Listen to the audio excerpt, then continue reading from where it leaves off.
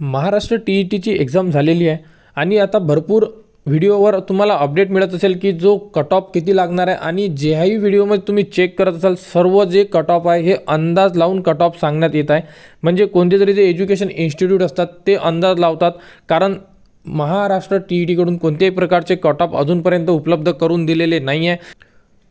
तर या सर्व व्हिडिओमध्ये जे तुम्ही कट ऑफ चेक करत आहे हे सर्व कट ऑफ अंदाज लावून दिलेले आहे, त्यामुळे विद्यार्थ्यांनी या कट ऑफवर 100% विश्वास ठेवून फायदा नाही आहे। कारण मेन कट ऑफ आन्सर की आल्यानंतर कट ऑफ डिसाईड होत असतो की किती विद्यार्थ्यांनी पेपर दिले आणि त्यानुसार किती विद्यार्थी त्यासाठी प्रेझेंट होते, किती विद्यार्थी अपसेट होते, या सर्व गोष्टी बघून तुमचा कट ऑफ सेट केला जातो आणि त्यानंतर तुमचा रिझल्ट डिक्लेअर होतो।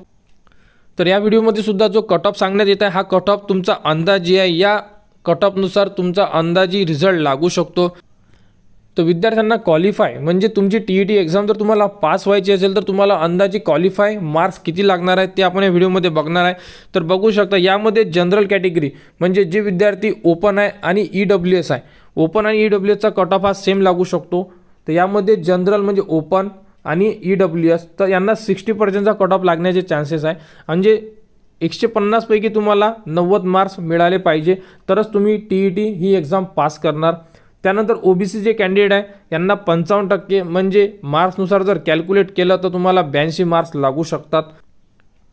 एस-सी कॅन्डिडेटला सुद्धा 55%चा अंदाजी कट ऑफ सांगण्यात येत आहे, तर यांना सुद्धा जे मार्क्स आहे हे तुम्हाला 82 लागू शकतात। आणि त्यानंतर एस-सी कॅटेगरीला सुद्धा 55%चा कट ऑफ सांगण्यात येत आहे आणि यांना सुद्धा 82 मार्क्स लागू शकतात।